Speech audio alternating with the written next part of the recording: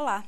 Na nossa última aula, vimos de que maneira Kant inicia uma investigação sobre o conhecimento racional moral comum, analisando o conceito de boa vontade como a única coisa boa em si mesma, irrestritamente boa, o que leva o autor a formular uma primeira proposição no sentido da condução desse conceito de boa vontade ao conceito de dever e que diz: ter uma boa vontade consiste em estar-se motivado a agir moralmente, não por inclinação, mas por dever. Para se agir moralmente, deve-se fazer derrogação de todas as inclinações subjetivas, as molas propulsoras da vontade, quer dizer, de todas as determinações empíricas que possam motivar uma ação no sentido da busca do que é útil ou agradável para o agente. E é nesse sentido que se revela uma boa vontade. Enquanto algo de irrestritamente bom, como coisa boa em si mesma, a vontade corresponde ao dever. No âmbito da formulação de uma segunda proposição da exposição do dever como princípio da ação moral comum, e que decorre diretamente da primeira, Kant distingue na ação sua forma e sua matéria. A máxima da vontade deverá ser determinada pelo seu aspecto formal, quer dizer, independentemente do objeto ou do efeito que ela pretenda produzir. A segunda proposição, que define a ação por dever, diz então, cito Kant na página 125, uma ação por dever tem seu valor moral não no intuito a ser alcançado através dela, mas sim na máxima segundo a qual é decidida. Logo, não depende da realidade efetiva do objeto da ação, mas meramente do princípio do querer, segundo o qual a ação ocorreu. Abstração feita de todos os objetos da faculdade apetitiva. Fim de citação. O que confere valor moral à ação é o seu princípio, qual seja o de tornar o querer da ação uma necessidade, e não o efeito, o resultado que se espera alcançar. Com isso, Kant começa já a se valer do conceito de máxima, que ele definirá apenas adiante. Para observá-lo, leia com atenção a nota na página 129. A máxima é o princípio subjetivo que determina a ação de um sujeito, remetendo ao aspecto meramente formal da mesma. Esse princípio formal da ação é o que é chamado a corresponder ao dever, que deve determinar o querer ou a intenção. A parte material da vontade, que diz respeito aos objetos que se quer obter com a ação, tende a influenciar o querer, tornando as ações subjetivamente condicionadas. Como consequência das duas proposições anteriores, e tendo conduzido a vontade apenas a seu aspecto formal, Kant formula uma terceira proposição que diz, cito a página 127, o dever é a necessidade de uma ação por respeito à lei. Ao objeto enquanto efeito da ação que me proponho fazer, posso ter, é verdade, inclinação, mas jamais respeito, exatamente porque ele é meramente um efeito e não atividade de uma vontade. Do mesmo modo, não posso ter respeito pela inclinação em geral, seja a minha, seja a de outrem. Fim de citação. Somente a lei moral é, portanto, digna de respeito, o que a faz constituir-se como um mandamento. É na capacidade, por parte do sujeito, de se representar leis e agir de modo determinado pelas mesmas, que reside o valor moral da ação na medida em que ele deixa de lado suas inclinações pessoais. Kant esclarece em que medida se pode aqui fazer uso do termo respeito, sem que isso signifique uma contradição. Ora, se o respeito pode ser pensado como um sentimento, como afirmar que ele deve determinar as ações morais, se dissermos que todos os sentimentos e inclinações devem ser afastados da motivação das ações? Sobre isso, procure ler com atenção a nota do autor na página 131. O respeito a que Kant se refere tem um sentido particular.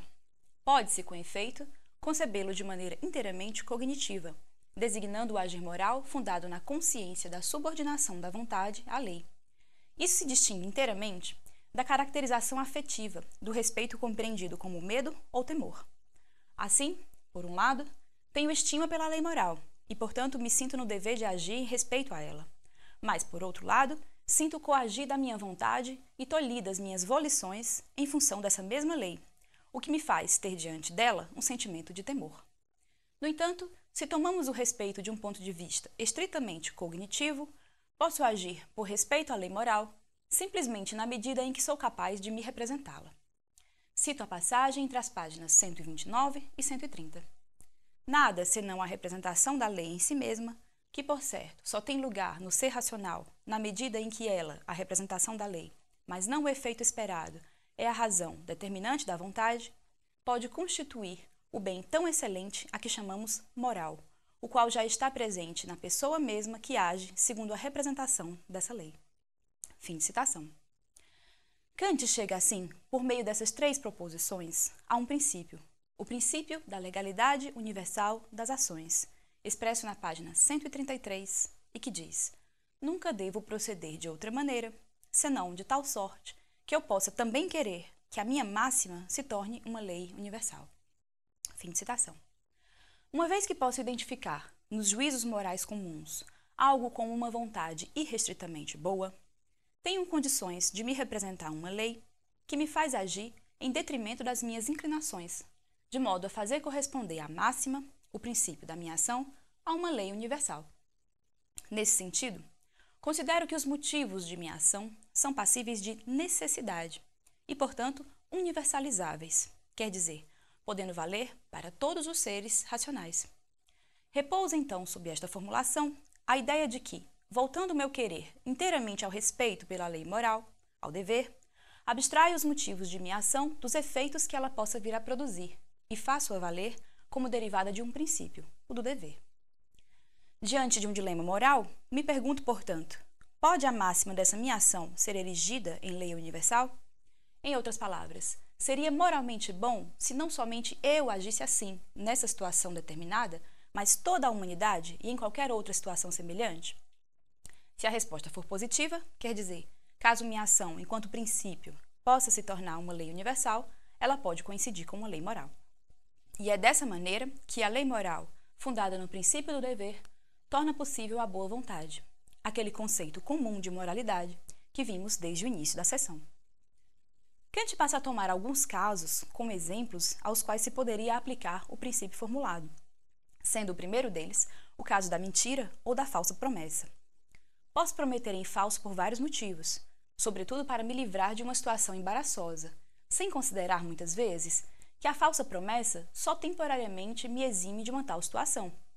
De toda maneira, a ação que incorre numa promessa falsa tem como motivo a tentativa de produzir um efeito determinado, algo que me é útil na medida em que me retira de uma situação penosa, no caso, evitar determinadas consequências desagradáveis para mim. O que poderia ocorrer, portanto, caso fosse aplicado à minha ação o princípio formulado? Ora, ela jamais poderia valer como uma lei universal, aplicando-se a mim mesma e a todos os outros seres racionais em geral, sob pena de se invalidar a própria promessa enquanto tal. Ela não poderia mais ter qualquer valor, em qualquer tempo e lugar, caso a mentira implicada numa falsa promessa viesse a valer como lei universal. Não posso, portanto, de acordo com o princípio moral racional comum, considerar a ação pautada na mentira como uma ação moralmente boa. Cito Kant na página 137. Assim, logo me darei conta de que posso, é verdade, querer a mentira, mas de modo algum uma lei universal de mentir. Pois, segundo semelhante lei, não haveria propriamente promessa alguma, porque seria vão alegar minha vontade com respeito às minhas ações futuras a outros que não dão crédito a essa alegação ou que, se precipitadamente o fizessem, me pagariam com certeza na mesma moeda, e por conseguinte, porque a minha máxima se destruiria a si mesma, tão logo se tornasse uma lei universal. Fim de citação. Assim, não posso considerar uma ação mentirosa como uma ação moral. Posso querer mentir, mas não posso querer que isso se torne uma lei, sob pena de eu mesmo me ver ameaçado pelo peso das promessas falsas de que eu possa vir a ser vítima. No entanto, não é somente por esta razão que não devo mentir, mas justamente pelo fato de que a máxima da ação mentirosa, no caso a promessa falsa, destrói-se a si mesma caso ela seja pensada como uma lei universal. A promessa deixa de existir enquanto possibilidade. O princípio funciona para mim como uma espécie de bússola que orienta minha ação no sentido da ação racional, por dever. A razão humana comum tem nesta fórmula, então, seu princípio, apesar de nem sempre elaborá-lo de maneira tão abstrata, mas ainda assim sempre a mantendo diante dos olhos como uma norma para seu ajuizamento, desde que esse ajuizamento esteja disposto a fazer abstração das molas propulsoras sensíveis. Kant apontará a necessidade da passagem do princípio da razão comum, da faculdade comum de ajuizamento, até o princípio filosófico. Ora, se a própria faculdade de ajuizamento, em seu uso prático, pode estar assim segura de seu agir moral, não seria o caso de contentarmos-nos apenas com este princípio moral comum? Qual seria a necessidade da filosofia, da metafísica dos costumes nesse caso?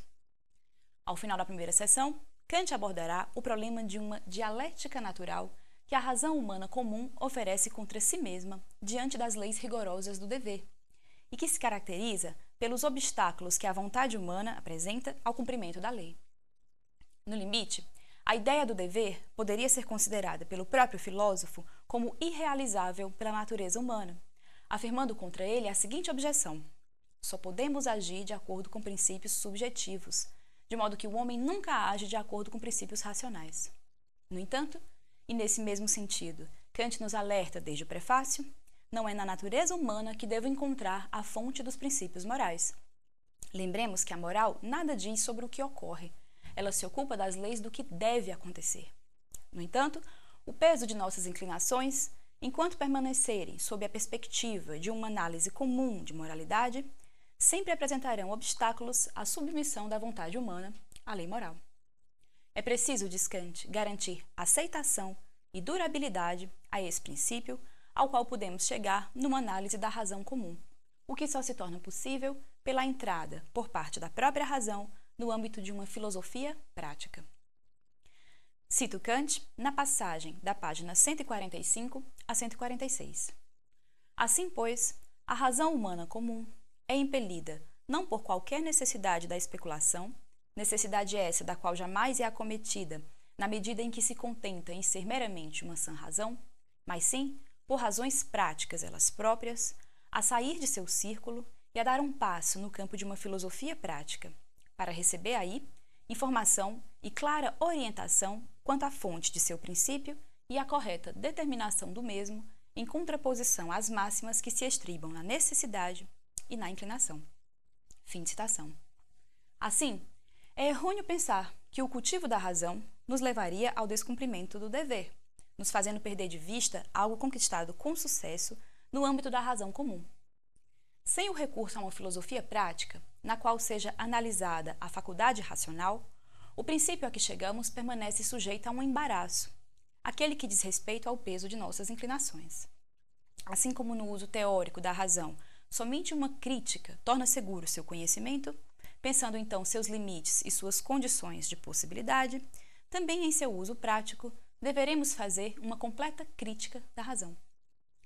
Kant finaliza desse modo a primeira seção da fundamentação e abre espaço para uma transição da filosofia moral popular à metafísica dos costumes.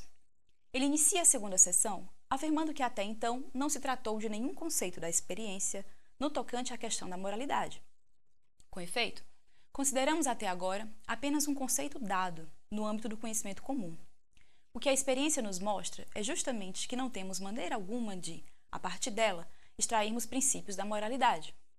Não se trata, para uma metafísica dos costumes, de se colocar a questão sobre os homens agirem ou não por razões morais, porque é, com efeito, impossível determinar os reais motivos e princípios íntimos que encaminham um indivíduo a uma determinada ação.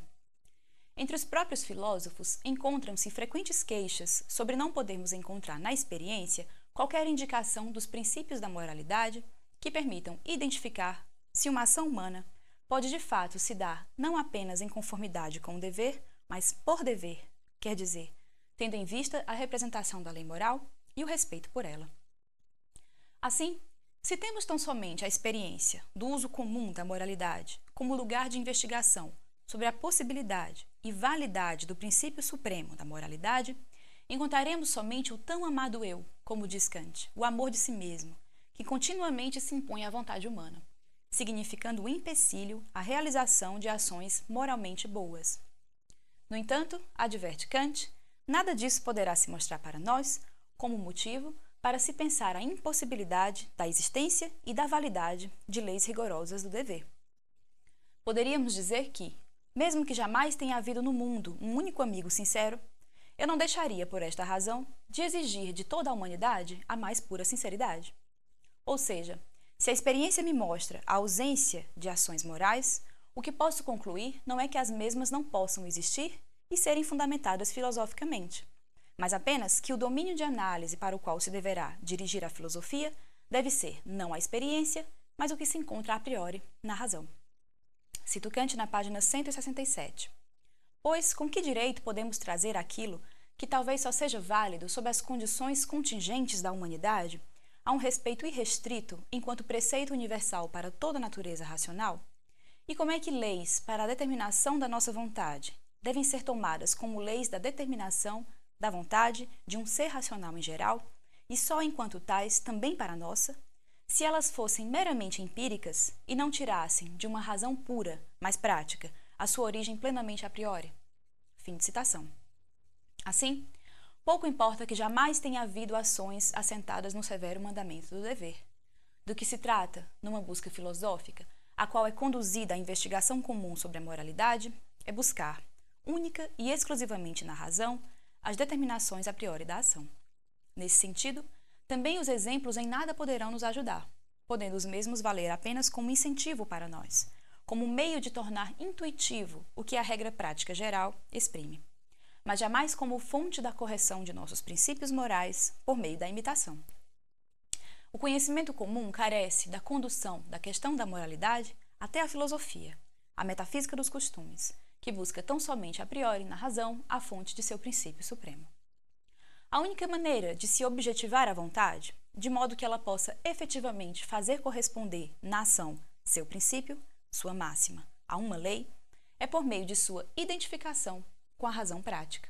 Nesse sentido, a investigação exigirá de nós cada vez mais paciência e capacidade de abstração com relação ao princípio que buscamos, pois os exemplos que tanto nos auxiliam na concessão de popularidade à compreensão moral comum deverão ser esquecidos aqui, de modo que os retomaremos apenas adiante.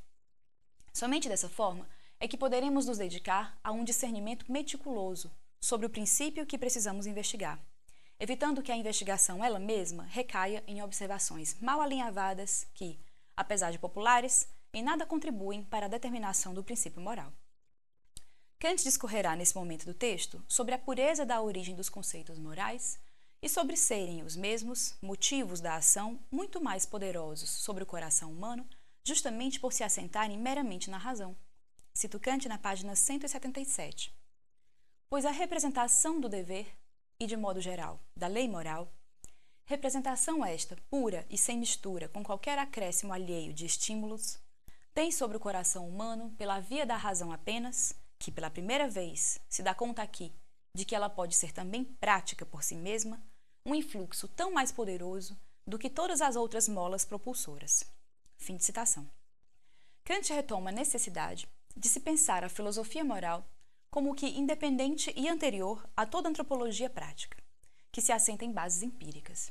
Assim, mesmo no âmbito de uma investigação comum, a que foi dedicada a primeira sessão, como no âmbito da especulação filosófica, tem de se admitir que é sempre na razão que se deve encontrar a pureza da origem dos princípios práticos supremos, não podendo os mesmos serem extraídos de qualquer experiência.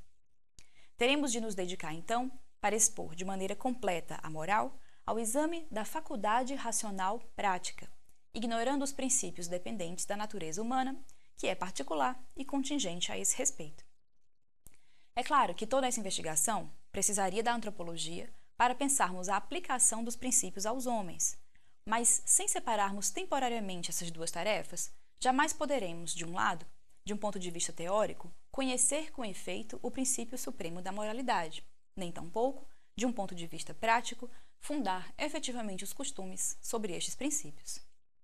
Nossa tarefa deverá se restringir, portanto, a um exame minucioso da faculdade racional prática, tratando de suas regras de aplicação e buscando nela a fonte das leis do dever, algo que não poderíamos alcançar numa análise pré-filosófica. Do ajuizamento moral comum, passamos então ao ajuizamento moral especulativo, que, por sua vez, no âmbito da ética, diz respeito a um ajuizamento prático. Na próxima aula, veremos de que modo Kant opera essa transição por meio da identificação do conceito de vontade ao conceito de razão prática. Um segundo recurso identificará a vontade humana como uma vontade imperfeitamente racional, que deve ser necessitada por meio de imperativos. Mas como são possíveis os imperativos? Com base nesses argumentos e por meio da resposta a essa questão, Kant encaminhará a formulação do imperativo categórico como princípio supremo da moralidade. Procure fazer uma leitura atenta do texto, não deixando de considerar como leitura complementar as partes 3 e 4 da introdução do tradutor. Muito obrigada por sua atenção e até a próxima aula.